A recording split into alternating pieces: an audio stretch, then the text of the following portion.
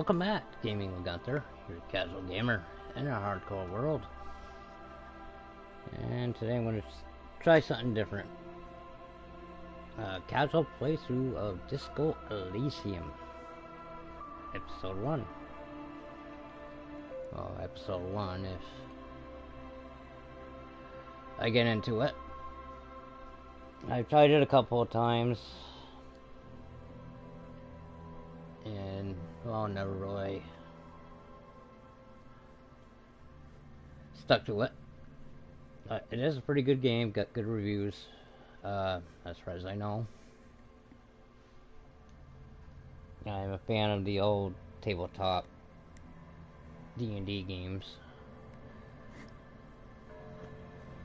which this is kind of like, I guess, in video form.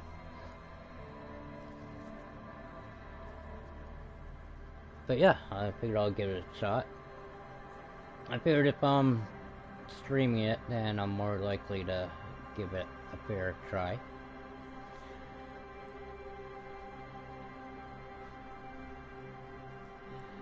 Alright, well, we're a detective, or I'm a detective, I guess. So I gotta find something that's detective life, I guess. So we got the thinker, extremely intelligent, very bad with people, knows interesting facts, comes up with original ideas.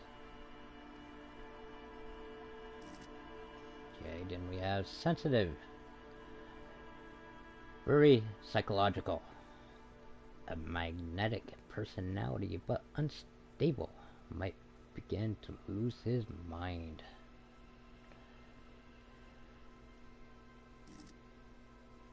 Okay, physical, extremely physical, interacts with the world through his body, gets things done, but dumb as a rock.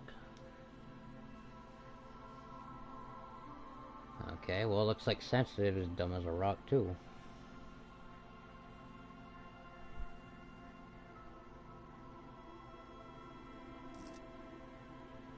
Alright.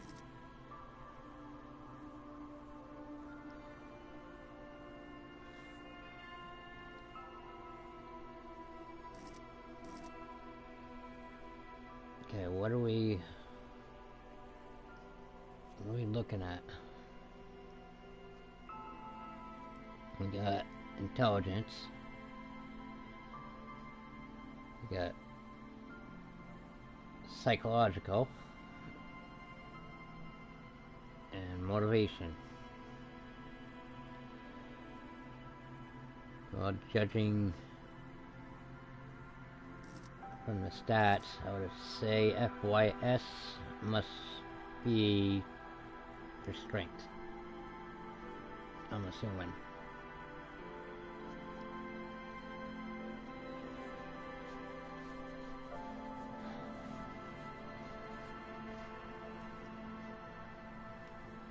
So, either I want to be a thinker, or I want to be dumb as a rock.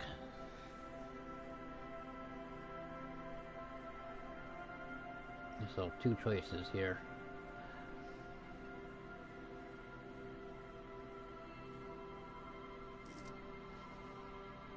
Now, let's try sensitive. We'll try that.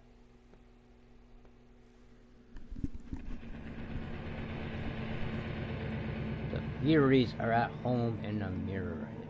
It is zero. No, okay. I don't want to read it anyway. There is nothing. Only warm primordial blackness. You're conscious ferments in it. No larger than a single grain of malt. You don't have to do anything anymore. Oh, he's done? Ever. No. Never, ever.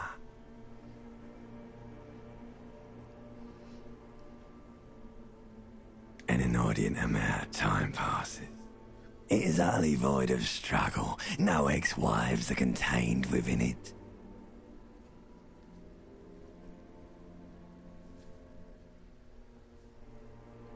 An awareness creeps up on you. A mass lies hidden in your dead angle, soaking in some lurid acidic sauce. It's bloated and shameful, a ball of meat surrounding you. This is a terrible line of questioning, and it will only lead to more awareness of the meat thing. Ex-love, ex-tenderness. It is foolish of you to resurface to the loss. Not after all the damage you've suffered to get here. Some of it irreversible. Stay. Sail with me through the abyss of pelagic zone. Alone sea?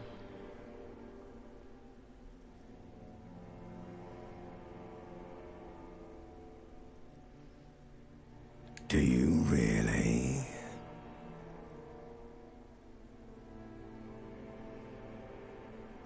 You wouldn't like it if I told you what was back there. Why'd you think you had to bludgeon yourself into oblivion? Or did you not sense yourself marinating? Poured so much on yourself, got a bit carried away, did we, Chef? Fear and apprehension. You should ask what's out there first.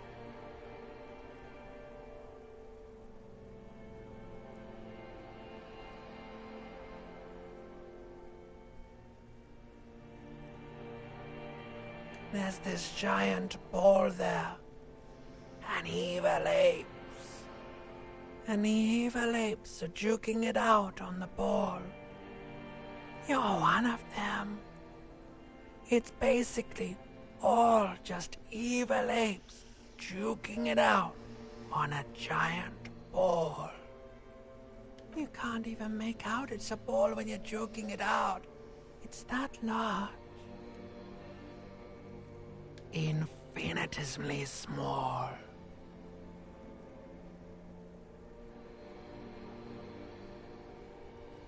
Vying for resources is just a stupid expression you picked up somewhere.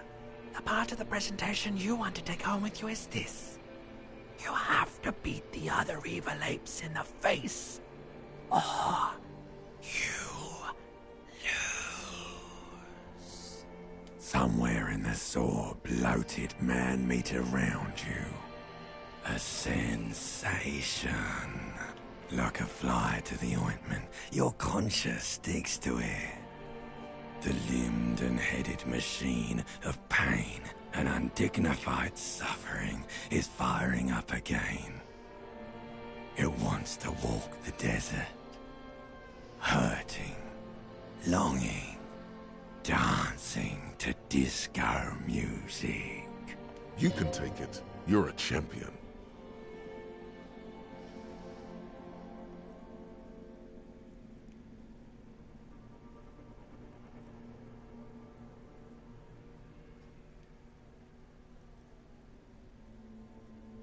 The stench of liquor rises from your mouth, and with it, an ungodly headache.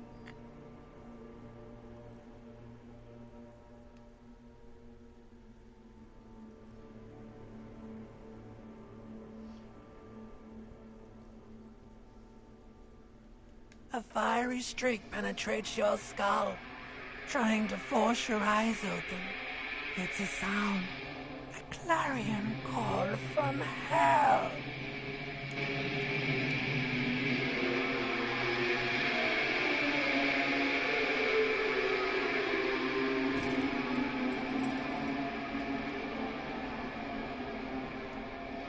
Okay, why'd he pass out like that? What was he doing with that bottle?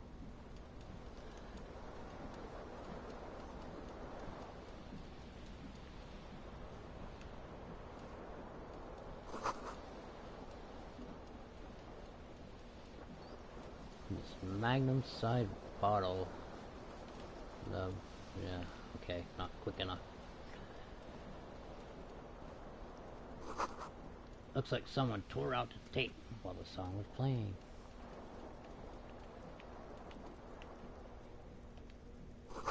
The reel-to-reel tape player is still on, rolling empty.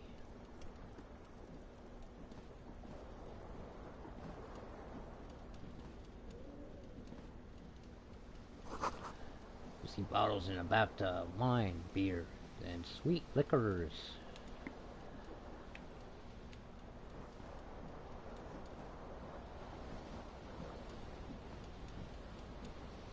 This fan has two chain pull switches.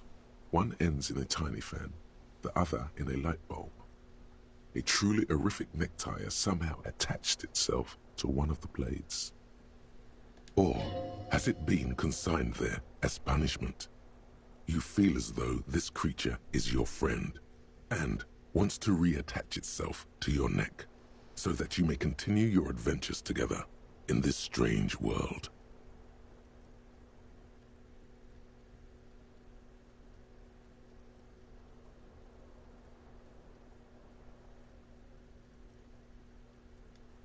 The blades come squeaking to a halt. It should be easier to reach the tie now.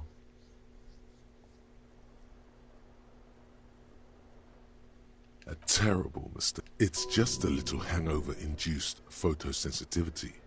Don't overreact.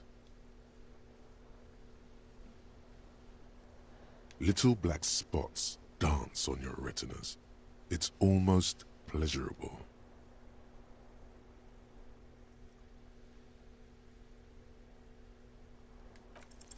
You swoop up and catch the tie. Snap. It's released from the blade. Warning, warning, the necktie is no longer contained. What you have in your hand is a fantastically colorful tie with 4 or 5 different patterns. The knot reminds you of a noose.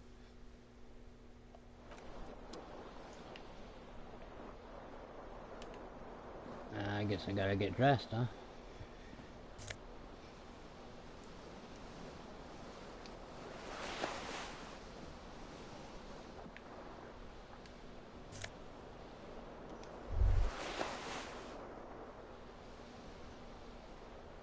Okay, what's up with the circle there?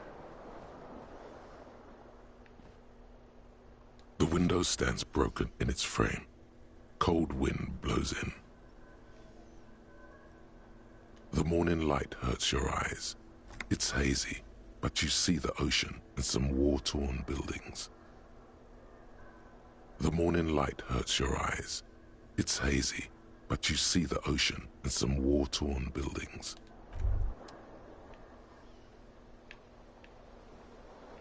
Okay, what's next? Alright, I guess I'm dressed, so...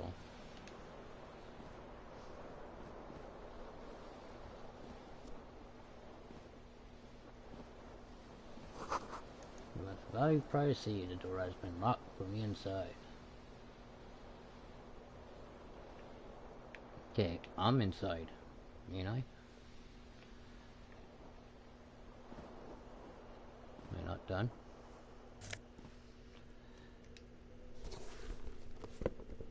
Now I gotta find my other shoe.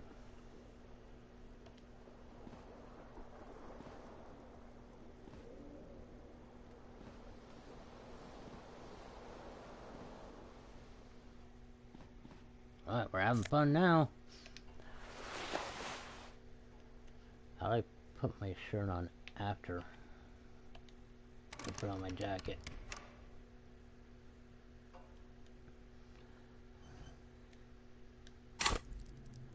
Alright.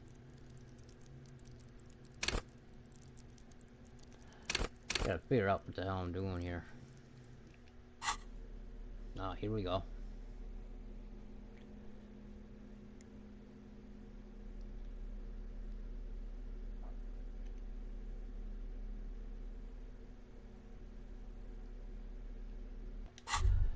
Okay, I need my other shoe.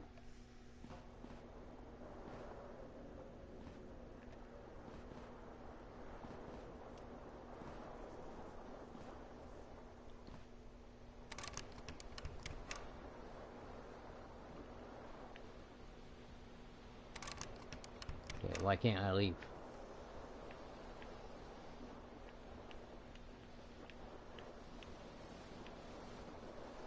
No, I haven't looked at that yet.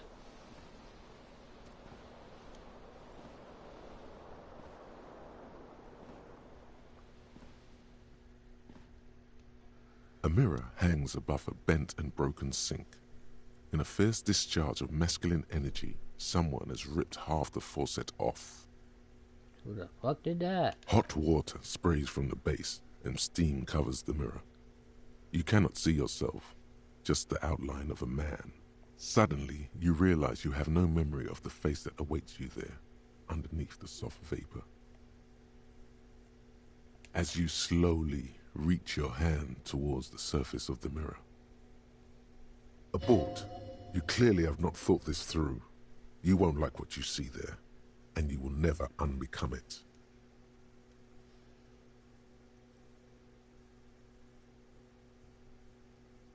Behold. Pretty. You have no idea who this thing is, do you?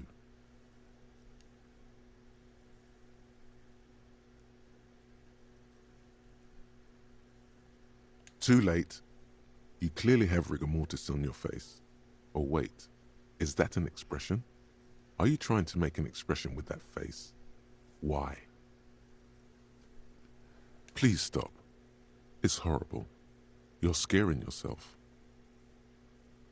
You can't, can you? It's like it's not even voluntary anymore. You have worn that grin into your face, and now it won't come off. What does it even mean? What is the emotion you're trying to convey?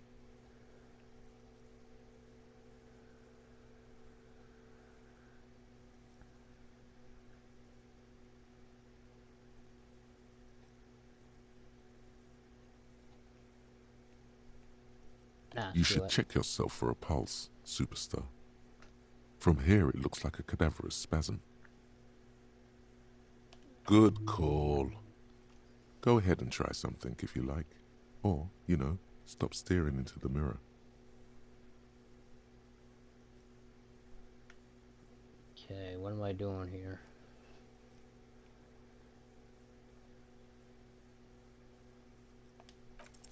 Like the rest of you, it comes from a bad place somewhere in the past. That's all you know for now.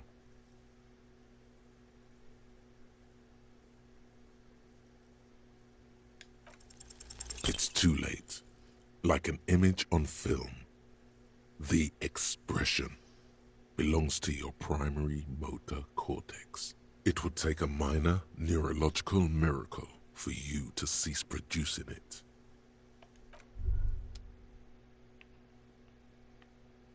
Okay. What the hell am I supposed to do now? I know I got another shoe I gotta look for.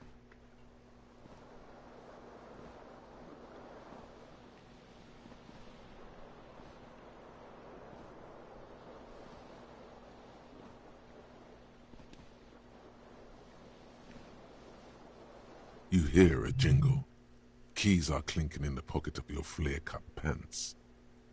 It says, whirling in rags, on the aluminium keyring.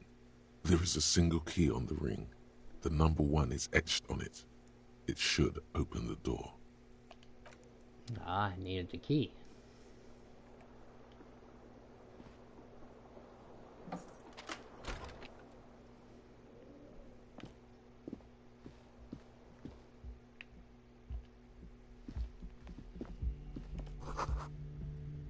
Counter says it's March. The year is 51. Hello, officer. The young woman raises a cigarette to her lips. Am I military? Turn to blow her face away. If you just keep walking. No. There's only one solution to this. You're a businessman.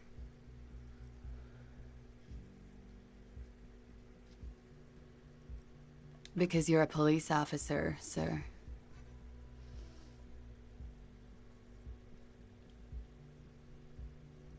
I'm not. Unless you've been shitting us all this time. You've been here for 3 days. On official police business, no less. Couldn't say. In truth, so far, mostly drinking.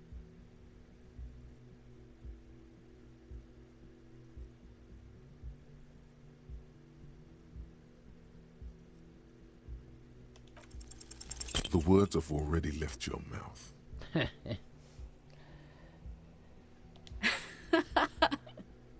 What was that? That's not even how words are used. What did you say? Come on. Say it again. Come on, man. Pretty, please. Don't back down now. Say what you said again. Proudly. Goddamn right you did. You crazy asshole, you. What kind of cop are you?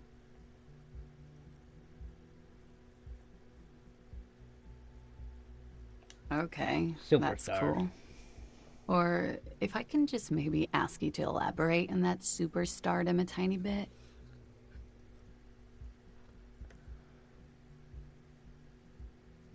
I have certainly been entertained. Thank you. Whatever you are, you should stick to it. Otherwise, it's gonna suck for you later when you have to interrogate me.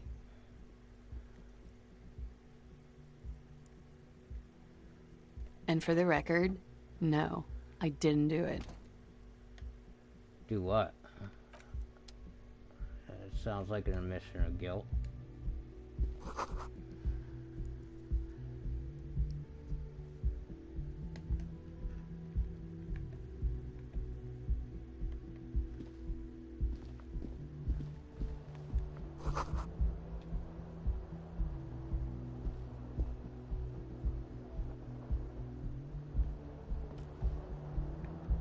Okay, what's on the table? Ooh, I'm rich.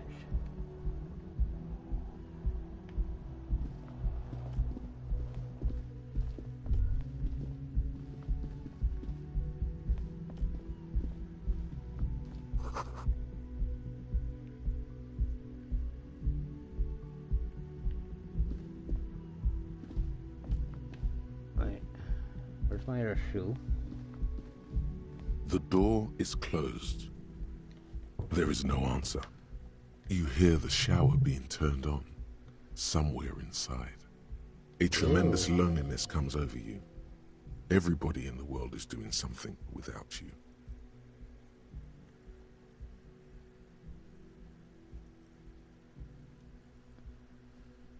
The door is closed.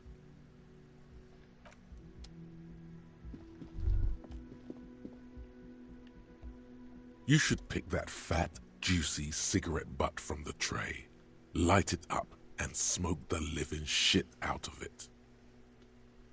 Who knows what you are? A monster, a murderer, the gnome of Jeroma? You feel like a smoker, especially when you look at that juicy, succulent, seductive cigarette stub, still smoldering deliciously. How very astute of you. This renders it ineffectual.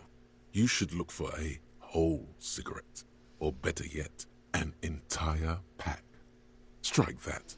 A carton. Make sure they're all healthy and able-bodied. Then smoke them all. Well, The they're idea pretty cheap seems to back make then. your neck expand. Suddenly, the garish tie feels very snug. Or you could not do that. No one is making you.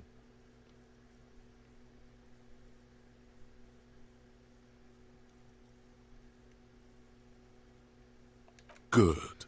They'll make you stronger and better. You're too old to be cool now. But find cigarettes, smoke them, blam. Instantly a cool renegade man. A mystical red dragon with smoke rising from his nostrils. Damn right. Plus, smoking then gives massive bonuses. Does it?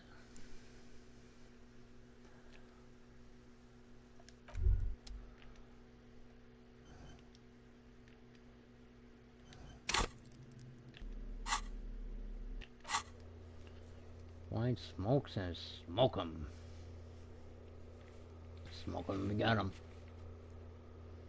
You need to get your hands on some cigarettes and then smoke them for some of those massive bonuses. Find a pack, put it in your hand, equip it in the held slot in your inventory, and then smokes will do the rest. Alright, where the fuck's my shoe? Ah, there's a door. I knew it was on the balcony. So put it there.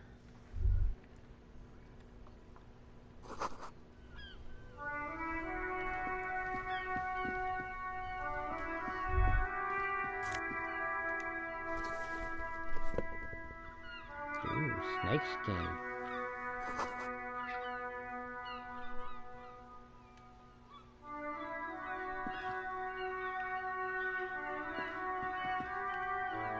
There they both are. Two identical shoes, both copiously green and indiscriminately snakeskin, reunited on your feet.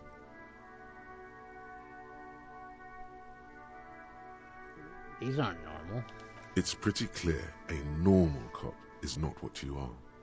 Good, they're balanced, comfy. Feels like the only good thing about you right now. Alright, that's reassuring.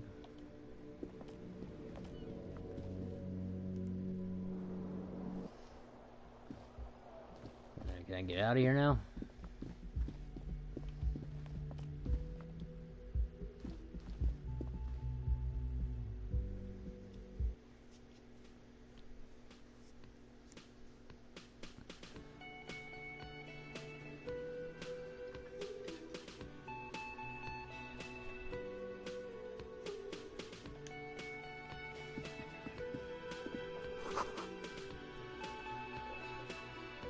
Okay, am I a singer? Karaoke in 51?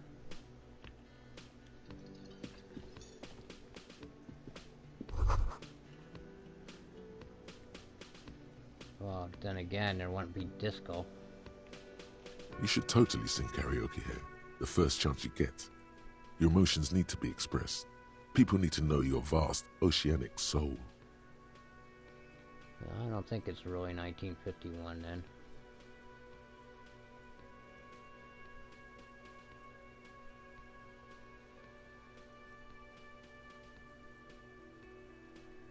Of course, at this point, precise measurements of your soul can only be performed from the outside. It needs to be heard through a PA system by other people, whether they like it or not. Ram it up their ears, says your adrenaline gland. Violently express yourself.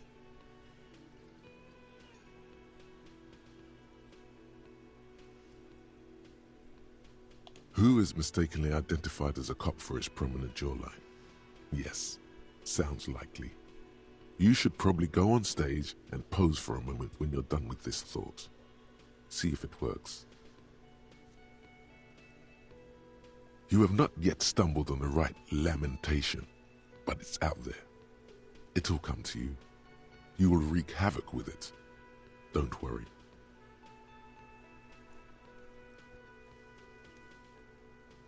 Serves them right. Wipe that smirk off their face with your sad, tragic song. Who's laughing now? No one. You have to find something tragic to sing first, though.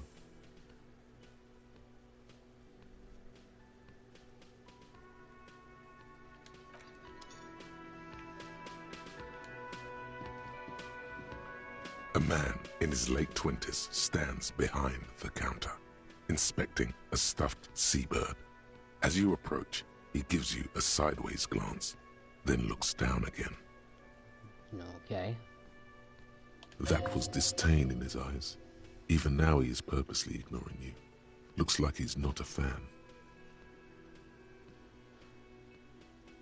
Oh no, you're a hero. A real hero cop.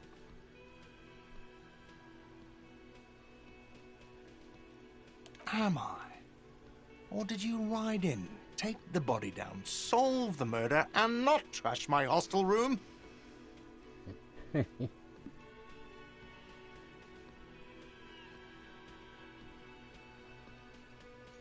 No, you see, actually, you didn't. You haven't done anything even remotely useful since you got here. No, I haven't seen you around. I'm not always here. A competent work of taxidermy. The white and brown seabird lies among piles of coasters and drying mugs. One of its wings broken. The man is trying to mend it.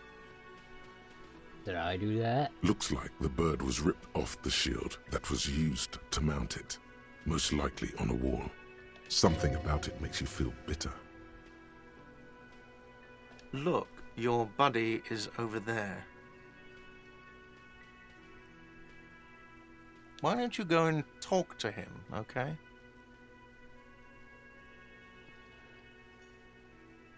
He pretends not to hear you, concentrating on the bird instead. No, I'm not the bartender.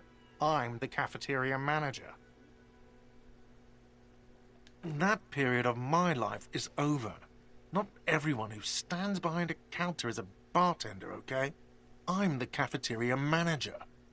Now, what's the difference? I have 3 cafeterias to manage. 3. Wow. Sylvie tends the bar here, not me. I'm only standing in. She just, you know... There's something there, and it's not good. That's all you know for now.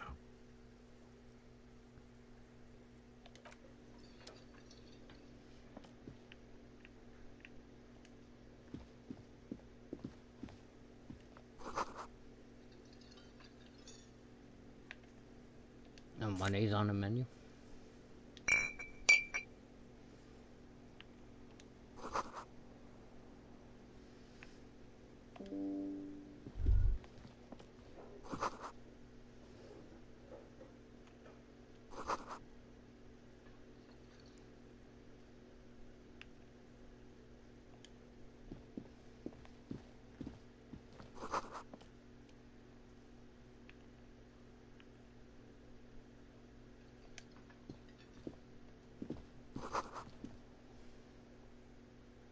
That's a pinball machine.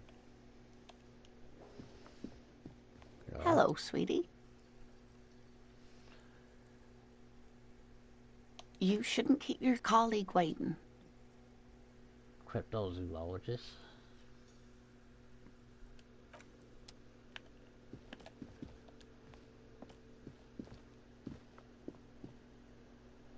Okay. A bespectacled man in an orange bomber jacket is tapping his foot on the floor. Looks like he's waiting for someone. As you approach, he narrows his eyes and extends his hand in greeting. If an assault were launched on this building right now, if the windows came crashing down and the whole world descended upon you, this man would hurl himself in death's way to save you. You are sure of this, but why? Well, who is he?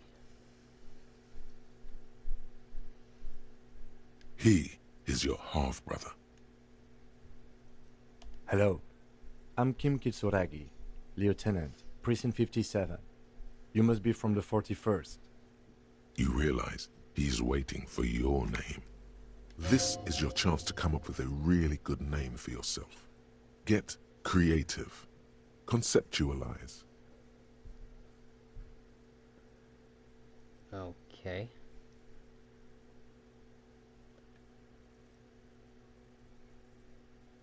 Okay then. It looks like we had a little scheduling error on Sunday. Saturday too, actually. Have you had time to talk to the manager here?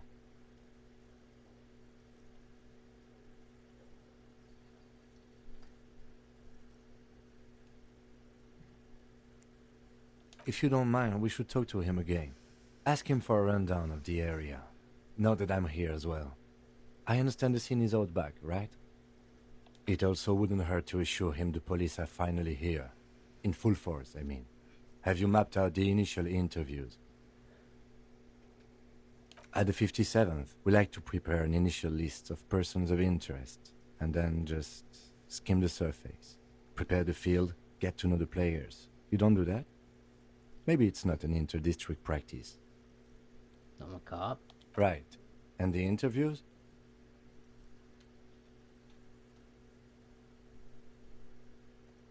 Okay. We'll have time for that after we take a look at the coroner's case. Have you removed the dead body from the tree? There's a dead body in a tree.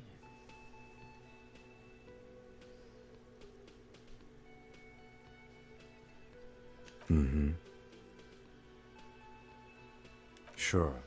But did you take it down from the tree? Does that mean the body is no longer in the tree? So, the body is still in the tree. This is the first time you detect a weariness in the lieutenant's voice. It is obvious he would have preferred for the body to no longer be in the tree. Where it has been hanging for 7 days straight. We should go there as soon as we are done talking to the owner.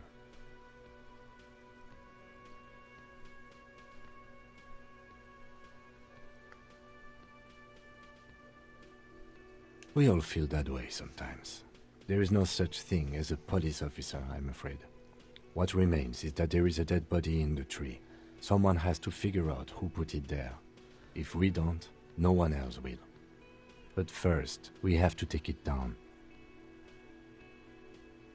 I was sent here to meet a detective from Precinct 41. You have the insignia of the Citizens Militia on your sleeve and on your back. I suppose you could be impersonating him. You could have gotten the insignia from the black market or forged it. But for now, I'm going to set those possibilities aside. I'm not from the Inspectorate General.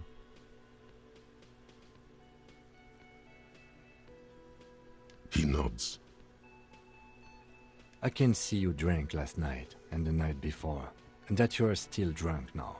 But I have seen officers go through worse. Much worse. If you need something for your headache, there is a general store nearby. But as I said, the dead body should be our #1 concern. General store? I gotta buy smokes.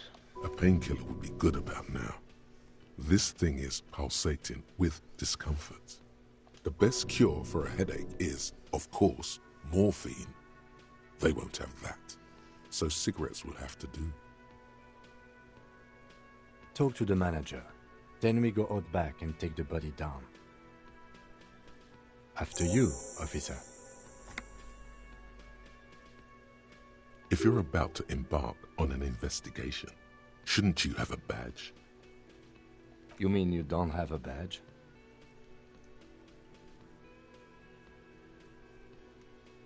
Losing your identification card is a serious matter. My vehicle has a shortwave. You can use it to report your badge missing. I advise you to try to locate it as quickly as possible, but getting the body down should still take precedence.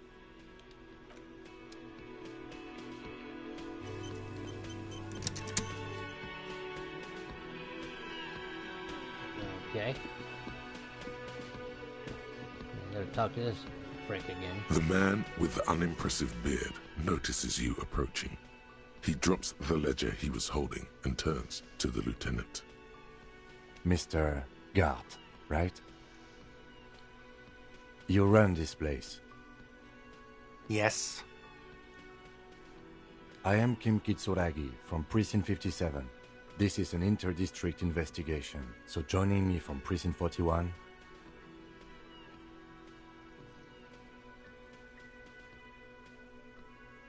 Fantastic.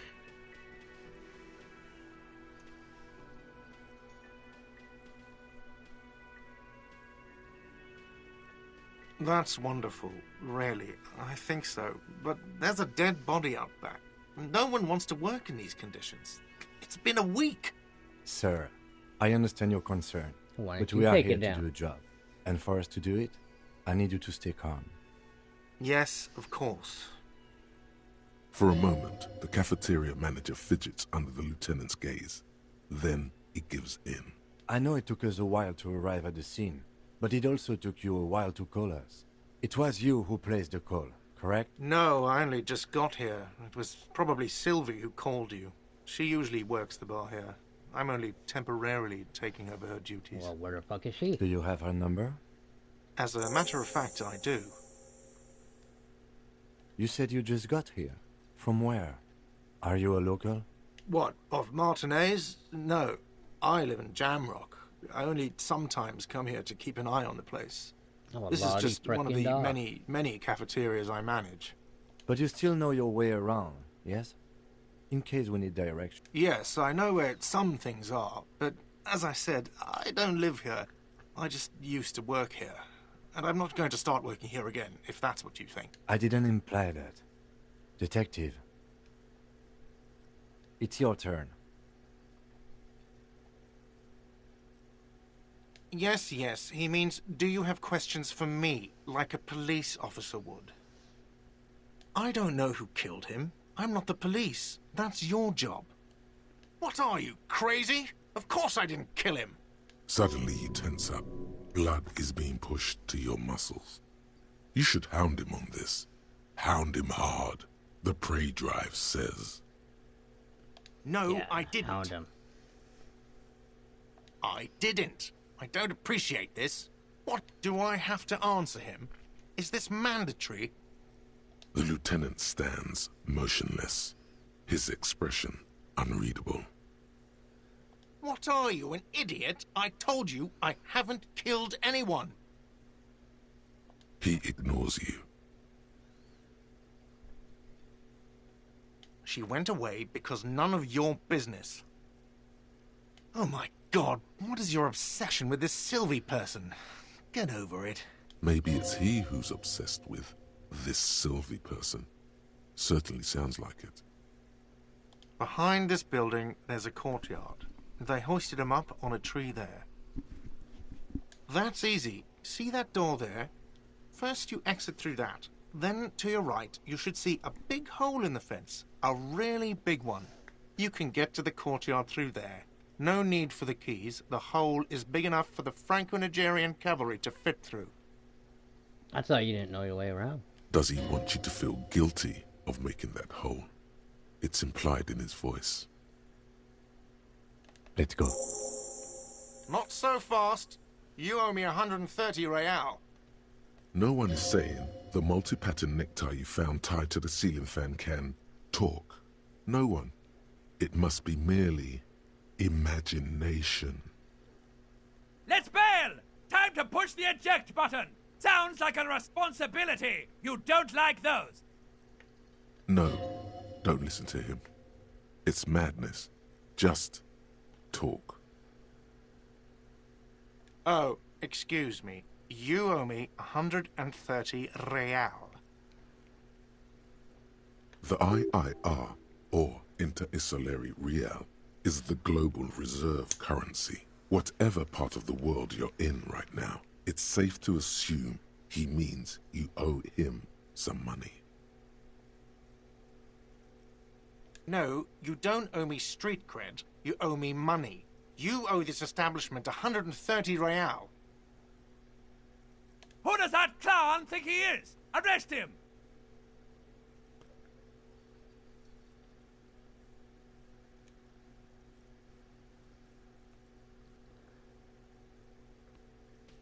Let's see. Should arrest 3 him. nights at a tariff of 20 real comes to 60 real. Then there's the window you annihilated. The hole in the window was the first thing I saw when I came to work. So don't try to tell me you didn't. That will be 40 real in damages. Another thing you've annihilated is half the bar. You've run a tab of 30 real. Actually more, but we'll round it down to 30 for your hard work maintaining the stability and order of Revachol.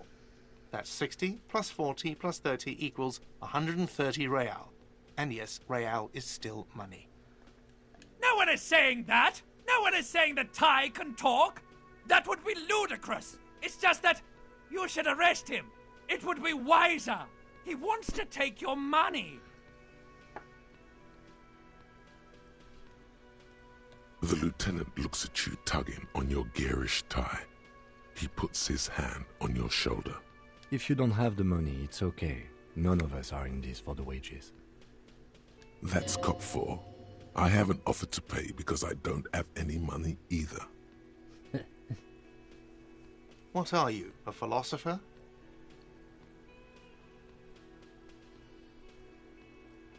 Money is what grown-up people use to pay for things. Things like this hostel room, or 8 bottles of potent blend, and 9 packs of Royal Extra. We use it for everything, really. Are you serious? From your work? I don't know. You can take bribes, I guess. I'm sorry. I don't think cops can take bribes. Some do take recompense, but only to survive. Is that a bribe? For survival, to pay me. Unless you want to become a hobo. Do you want to become a hobo? There's nowhere else to stay in Martinez, and it's a cold spring outside. Are you suggesting Money doesn't that... make you happy, but it lets you be unhappy for a while longer. Are you suggesting that if I don't pay you, I won't survive? Is that a threat? If you run out of money, you die. It's like that for all of us. Me too. That's why I need you to pay me. Yes, it is.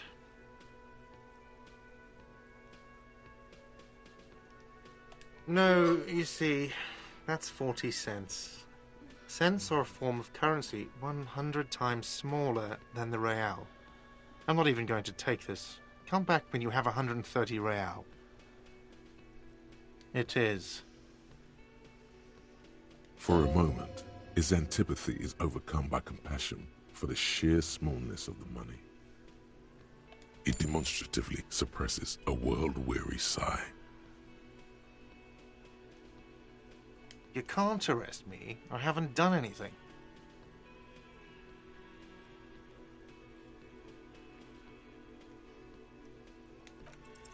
From the bottom of your blue soul, a term emerges. But it's not inane. You owe me money. It is cruel of you. A man has been killed. File a request for compensation with Station 41. We need to work now.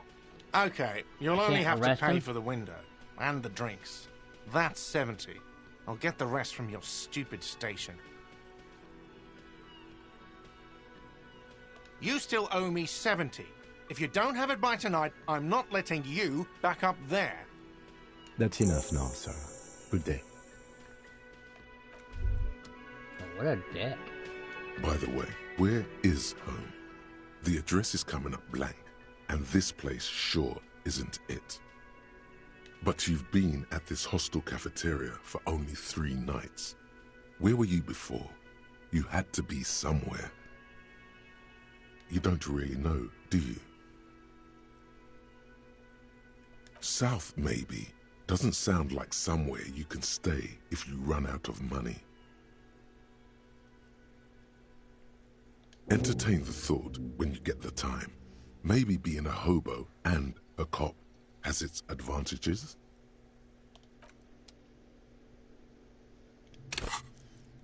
Okay, what the hell is this shit?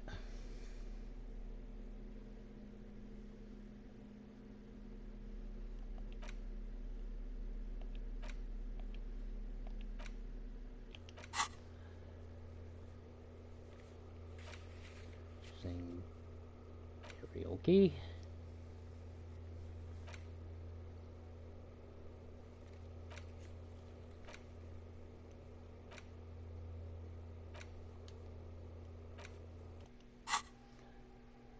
Bubblecop.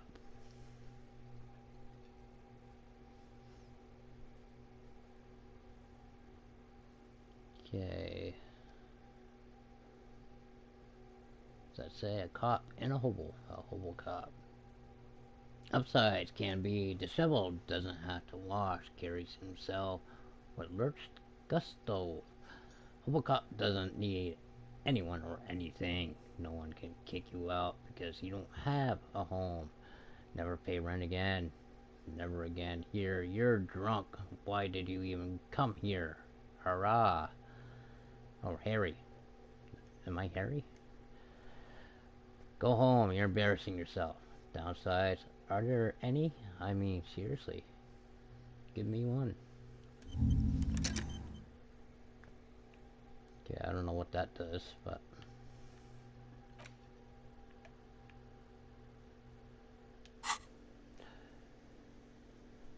Alright. How do I get to the body? I go through here? No. Talk Yes? to him? What do you want to know?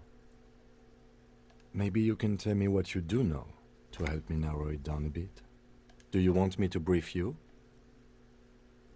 3 days ago, the RCM Emergencies Desk received a report about a security guard who was found hanged in Martinez. An anonymous caller said there was a dead body behind the Whirling in Rags hostel cafeteria. The cadaver had been there for 4 days. No one had come to investigate. During that time, the victim had been stripped of his belongings. The caller did not identify him, but used the word lynching. There is an ongoing labor dispute between the local dock workers and the logistics company Wild Pines. I was told we should approach the death as part of this dispute. A security guard or worker of some sort hired by Wild Pines. This was just hearsay from Martinez, of course. We need to find out the truth. They didn't identify themselves in any way. The tone was muffled using a device of some sort. The desk could identify neither the caller's age nor sex. There's a strong prejudice against involving the RCM in what's seen as union matters. The dock workers' union is the de facto police in Martinez. Now it appears they've started executing too. We cannot allow that. That's us, the Revachol Citizens Militia. We're the police in this city.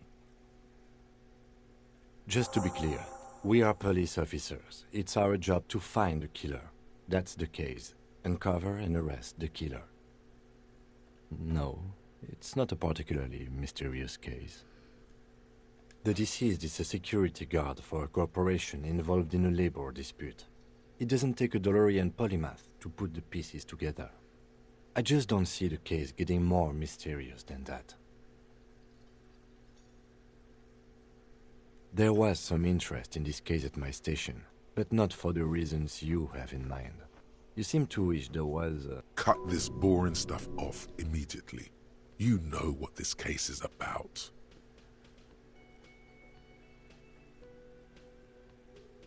Good point. Martinez is famed for its occult sex murder rites. We'll get on it immediately.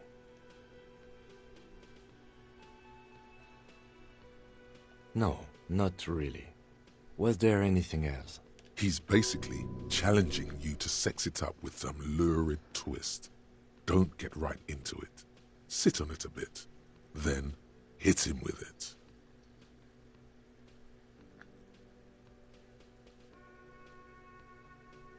I'm afraid you and I are pawns in a pissing competition. His disdain is clear. This man would not use such an expression otherwise. You don't know? I assumed you were in on it.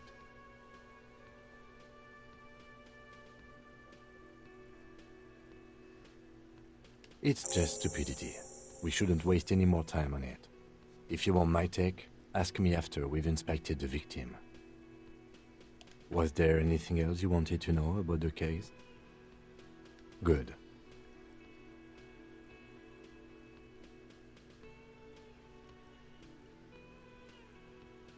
What do you want to know? You mean like a brief? Do you want me to brief you again? There's no reason to wing anything. If you didn't get the brief, that's okay. I did. 3 days ago, the RCM Emergencies Desk received a report about a security guard who was found hanged in Martinez. An anonymous caller said there was a dead body behind the Whirling in Rags hostel cafeteria. The cadaver had been there for 4 days. No one had come to investigate. During that time, the victim had been stripped of his belongings. The caller did not identify him, but used the word lynching. There is an ongoing labor dispute between the local dock workers and the logistics company Wild Pines. I was told we should approach the death as part of this dispute. Okay then. Was there anything else you wanted to know? Good.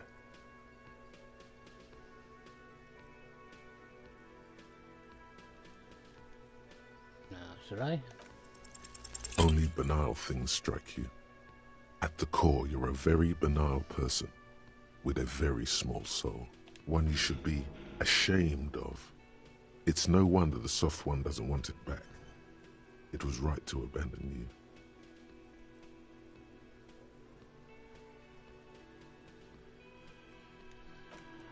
enough of that.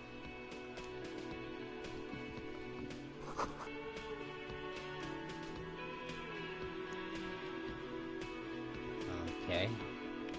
How do I get out back again?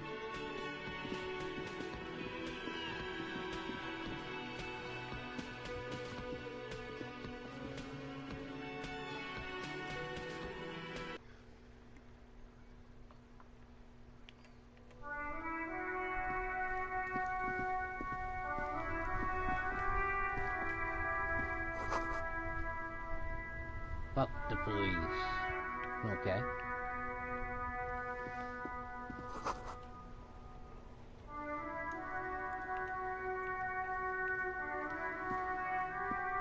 The RCM in Martinez. What can I help you with? We don't see a lot of police around here, that's all. Of course. What can I help you with? Excuse me? She's uncomfortable. Maybe you should drop this line of questioning. Oh. Well, I didn't write it there. Okay. Since the street sign's messed up? Okay. What do you need? Oh, that's right there, in the yard. She's relieved someone has come for it. Finally. It's there. In the yard, right through the hole in the fence. What do you mean? Yes, sir. District of Martinez. He knows where we are. He just wants directions. There's the pier, the Cape Side apartment buildings, some more tenements. Not a lot, really. The harbor gates, some kind of commotion, I think. I don't follow the local politics. A fleet store, too. Some shops and a bridge. The canal bridge leads to the coast, but it's broken, I think. Some kind of accident, probably. Just coast. There's a little fishing village there, and a fish market. But that got closed down ages ago. Rows of stalls under a broad roof, where silvery fish were heaped on newspapers. Water, water everywhere, pouring from the heavens in the shadow of the old church. I don't know. The abandoned kind? It used to gather every spring, but there's nothing to do there now. Just drug addicts. Fun. It's just water. No, actually, I think they call it the Martinez Inlet. There are some islands in the bay, but they're hard to reach. In the west is the miracle. Miracle. No problem. Me? I am just a gardener.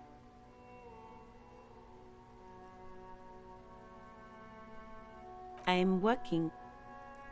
I have a greenhouse in the yard there. I've been trying to get some work done. There's discomfort. She stops mid-sentence. Well, as you already know, there's a corpse there, hanging from a tree. It smells pretty bad, so I have to take breaks.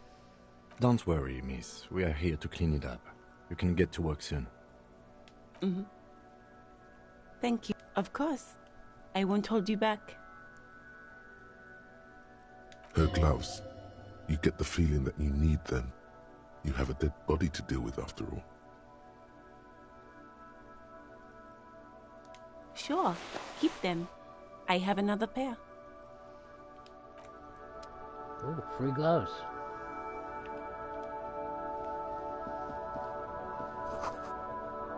Pigs, go home.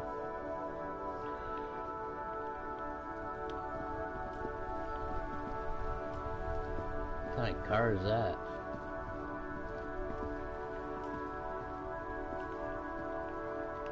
Can I look at it? Before you stands a motor carriage. The bodywork is covered in blue and white livery, bearing the number 57. Vapor emanates from the large engine on the back of the vehicle. It hasn't had time to cool off yet. In the cabin, you are welcomed by a set of steering levers, a radio microphone on a hook, a pull-out toolbox under the seat, and the soft glow of the fuel preheater gauge.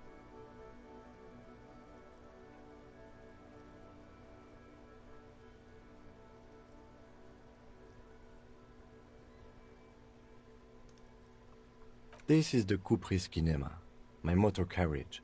You can use the toolbox and the radio if you'd like. Motor carriage, motor carriage. Something bad with a motor carriage. A dark lump rises in your throat. It's a badass motor carriage.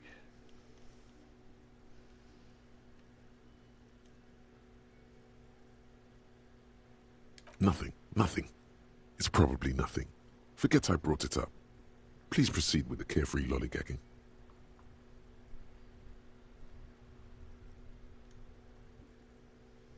The Kupris Motorcar does provide most of our patrol vehicles, yes. No, I'm afraid not. We have a murder case on our hands, remember? A motorized vehicle, officer. I'm sure you are familiar with the concept. We've had these for nearly a century. In the cabin, you see a set of steering levers, a radio on a hook, a pull-out toolbox. The frequency tableau lights up, and the green button labeled Prime Line glows like a feline eye. And then you hear something.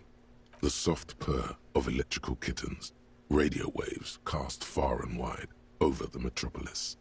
A woman's voice greets you. This is Precinct 57. Hello, Lieutenant. How may I assist you? Hello, Alice.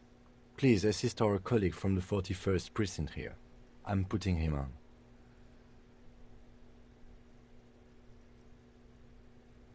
This is Officer Alice Demetri, Precinct 57. How may I assist you?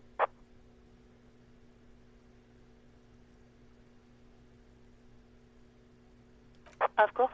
What is the number, officer? Yes, hold on. Her number is 005 1944 298. Received. Hold on, officer.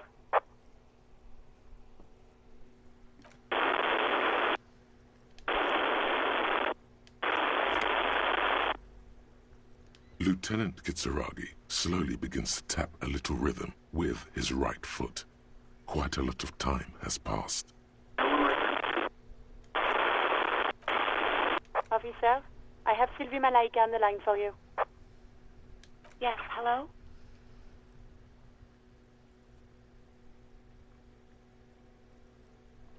Oh, right. Hello, officer. What can I do for you? You can hear resentment in her tone. She's not thrilled to be talking to you again. There is no resentment in her tone. She wants you to ask her out. No question about it.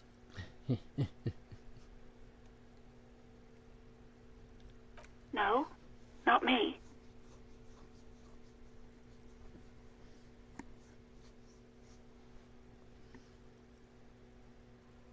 No, sorry. I don't. Not a lot of people have phones around here.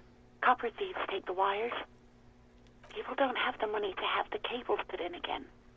They use the Union's phone, or the one on the coast. It was someone else. We'll find them sooner or later, officer. It just might take a while. What? Of course it bothered me. But I thought the Union already knew about the corpse. No one calls the police.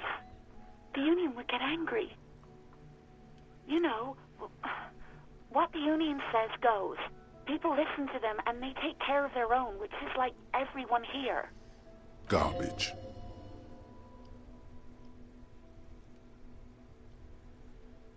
Legally, no. In reality, yes. Martinez is de facto policed by the Dock Workers Union. Words are not necessary to feel the lieutenant's discontent for the situation.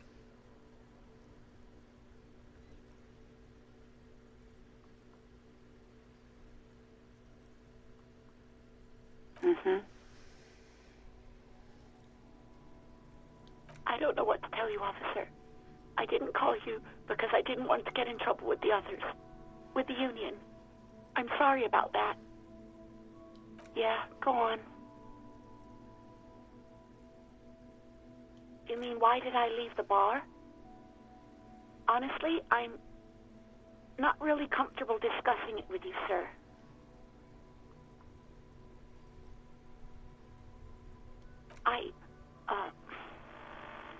Let's just say I left because I needed to get away from someone.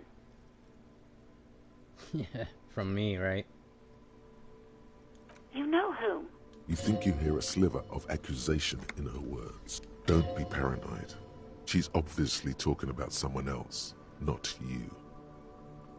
I really don't want to talk about this. Let's just forget about this, okay? Maybe, I don't know. I just know I have to take some time off right now. No, absolutely not.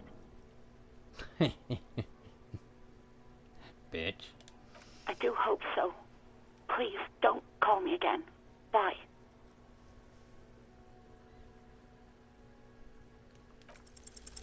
Yes, you have obviously done something to upset her at the Whirling in Rags, when she was still working there. I'm not mad, it's just... You were so drunk and so emotional all the time, and then the skua thing happened. It just made me want to quit. Yes, obviously. You were the worst client I've ever seen. And I have seen so many assholes in this place. I've had sailors fighting, union guys grabbing my ass, kids stealing booze. Once a guy was glued to the karaoke machine every night for 2 months. But you... Well, you were worse than all of them. Honestly, you were getting borderline aggressive. Even about little things like not turning down the volume at 3 a.m. I even liked one of those songs you kept listening to on repeat. No more. I hate it now.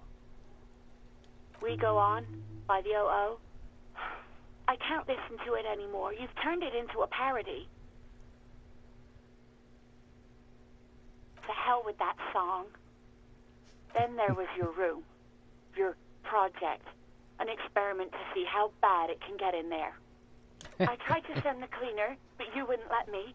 Threatened to make me understand.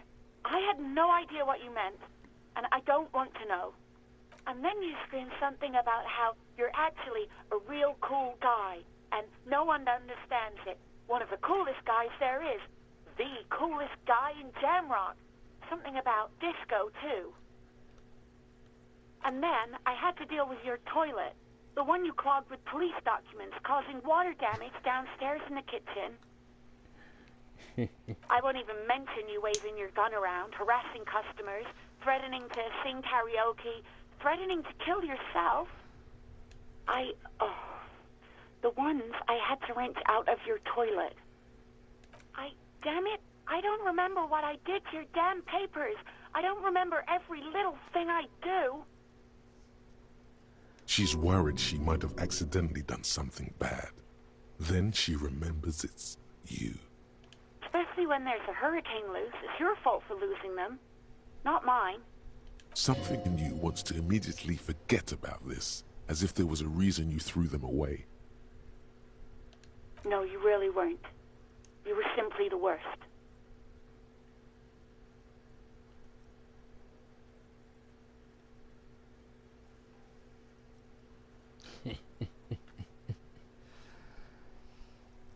Now, what woman should I go with? God, I knew I shouldn't have brought it up. Just try not to call me again, and let's pretend it never happened. The stuffed bird, the great skua. You threw it against the wall while screaming, "Fuck that bird," and laughing like a maniac. I think you said it had been giving you shit ever since you got there.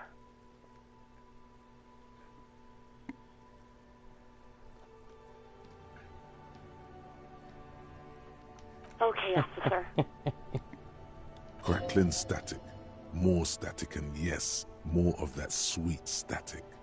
The violence of your words is obviously scaring her. sorts of things. From disco, rock too. So much disco and rock. Which one would that be? Sad? I think the one you mean is the smallest church in San Sanj. Richard, that right up. Interesting. You still have to find it, however. You hear a sigh of relief on the other end of the radio. Wordless, the call breaks. Then, the already familiar voice. Anything else I can help you with, officer? She's listening to the whole thing.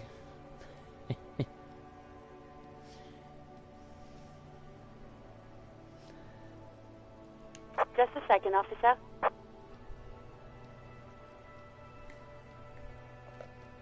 10-2, 10-5. This is 41st. Come in. Over.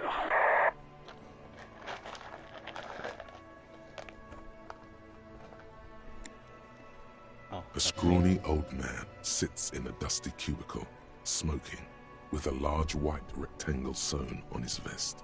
In front of him is a box-shaped apparatus with an array of wires and antennas.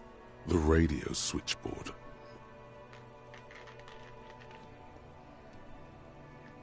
Then 4, what's your status? Over.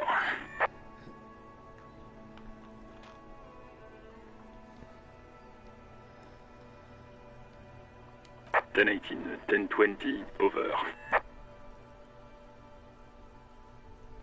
10-18, 10-20, over. State your message, sir. Over.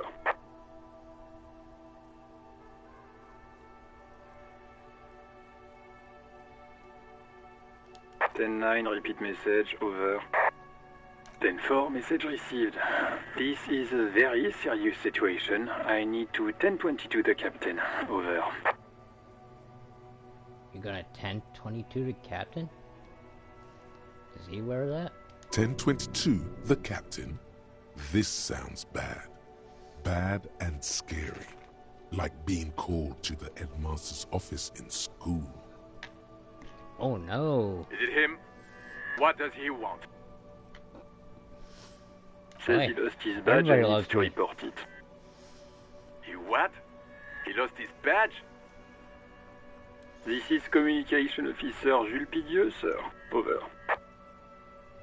You mean your partner? Over. What is he saying? He's asking who you are. I'm his goddamn partner. It's your partner, Satellite Officer Vitmar, sir. Over. Did he lose his memory along with his fucking badge? Who lost his badge? Dick fucking Mullen. Who do you think? My name's Dick fucking Mullen? It's Officer Dick Mullen from the bestseller Dick Mullen and the Lost Identity. Dick Mullen is not your name. It's the name of a fictional detective who would not lose his badge. Defend yourself. Immediately. They're laughing at you.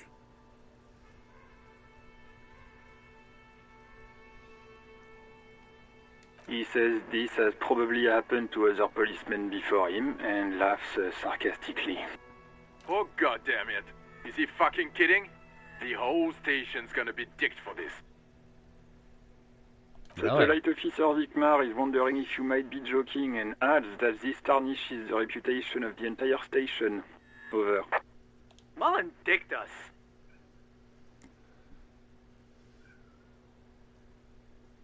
He's asking you to stop, says this is serious.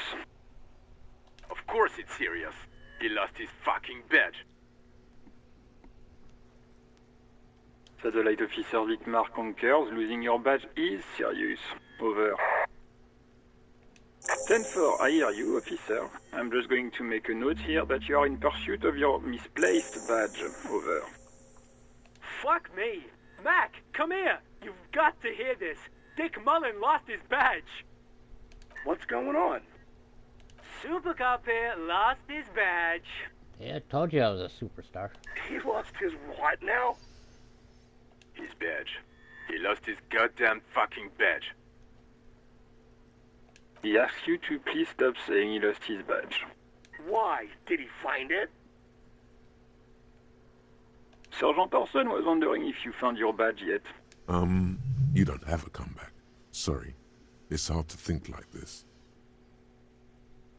He's not replying. Looks like he's still looking for it. 10-9, come again. I didn't get that. Over. New heights even for Captain Sober. Ask him. Sober? Ask him if he's lost his gun, too. Sergeant Orson wants Where's to know my if gun? you lost your gun too. Check your pockets. Check your... Holy fuck. You don't know where it is, do you? No. It's gone. It's not fucking on you. Don't sweat it, Bratan. You don't need a gun to have fun. We can still have fun. It's not all over. Oh, fuck you, Necktie. 10-9, come in, officer. Did you get my question? We were wondering about your gun. Over.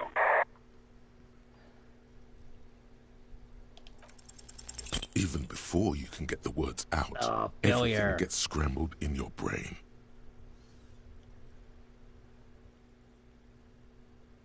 He says he didn't lose his gun. Or his fun, whatever that means. Ask him to describe it. His gun. Not his fun. Just the gun will do. Satellite Officer McLean requests a description of your weapon. Over. It's about 18 inches long, The fuck do you need a gun for? 4 inches thick. Look at the pythons on your arms. You are a gun. The biggest one in the world. Oh, request a description, huh? We'll give him one. Describe the plasma gun.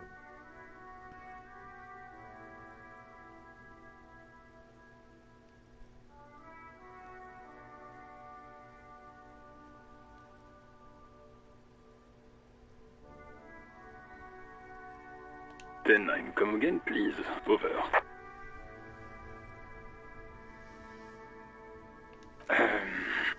I'm going to need to put you on speaker for a second. Over.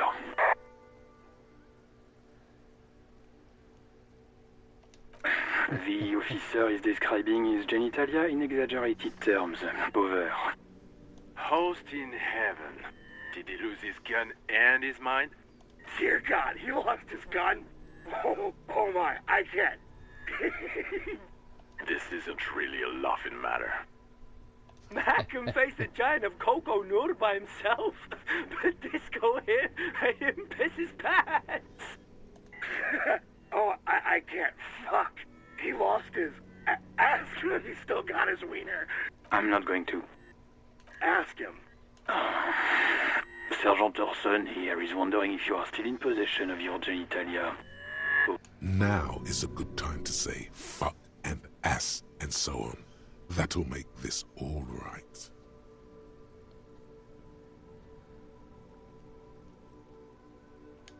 That's a negative. Not going to say that. What's he saying? Shit. He said he sodomized your mother. The prick ate Mama's vanilla waffles at the captain's birthday party. Some nerve he's got. Sure her vanilla waffles were the only thing he ate? Shut up, Chester. This isn't funny. This is my mom we're talking about. Tell him to apologize right now.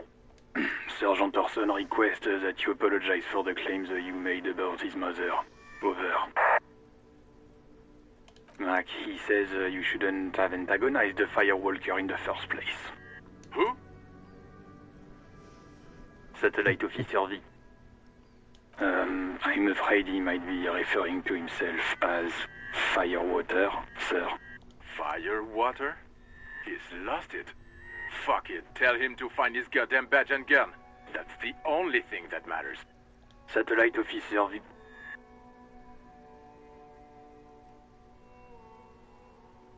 Ten for affirmative. Officer is in pursuit of his firearm. Oh, God, Officer, do you need further assistance? Over. 10-4, I hear you. I don't have the authority to grant your request, but... What does he want now? He's asking for money. Is he fucking kidding? I don't think he is. Don't give that asshole anything. He's just gonna drink it all. All right. That's a negative on the additional funds, sir. Over. He says it's important to... He isn't getting a red cent. You can tell him that. Request denied, sir. Nothing is working. Anything else, sir? Over. Okay, 10-4, sir. I hear you. Wait. Before you say anything stupid, think it through. Be smart about this. Ask if he's there alone. 10-4, sir. I'm not hearing your question.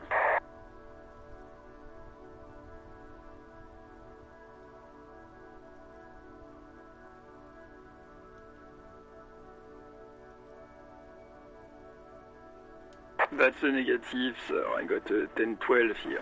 Over.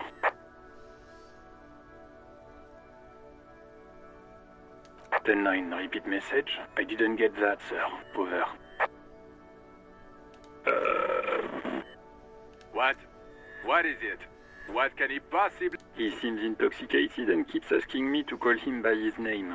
Mullen's drunk and emotionally aggressive. That's new. Wrap it up. Don't indulge in his drunken antics.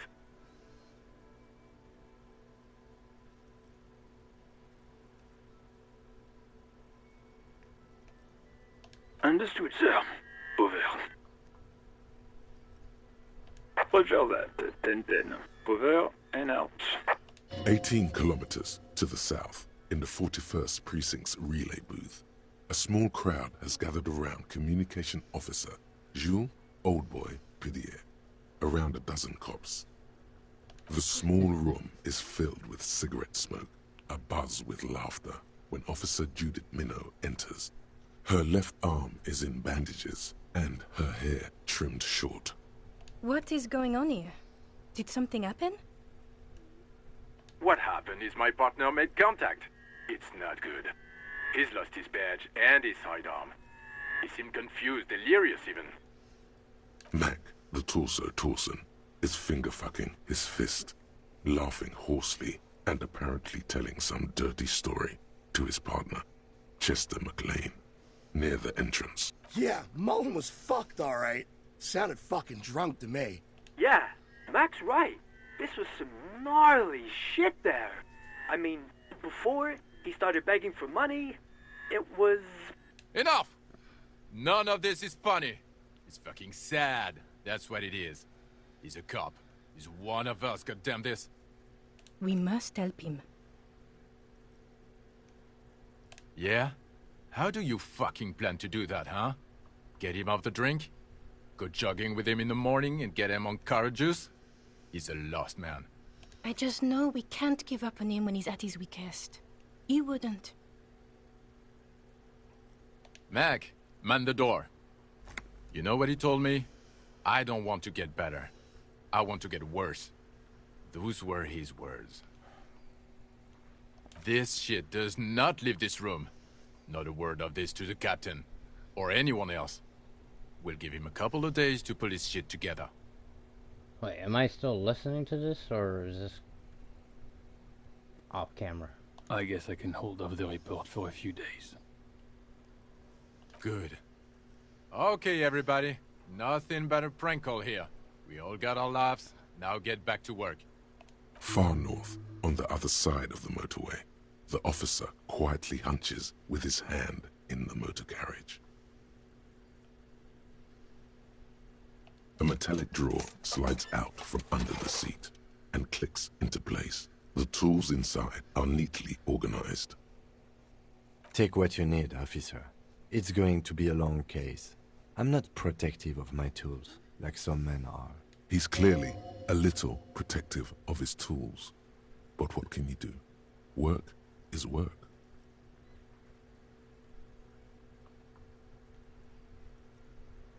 The pry bar feels nice and cold in your hand, heavier than you'd think. Cold and heavy, like truth. You feel like you're reunited with truth once more. Useful for opening all sorts of doors and lids. The handles are long and sleek. Snap, snap, go the cutters in your hand.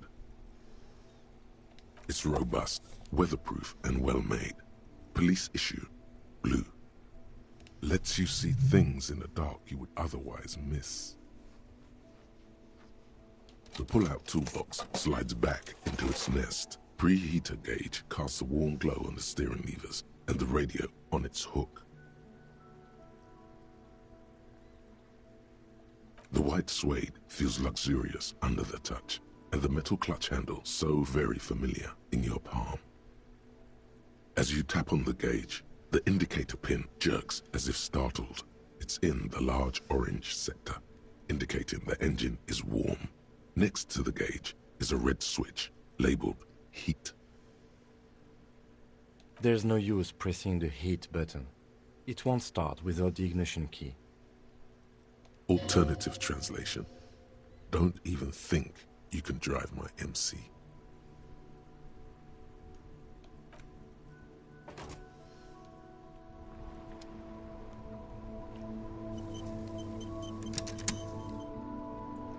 Okay, autosave. Interesting game. Still have mixed feelings. Excuse me.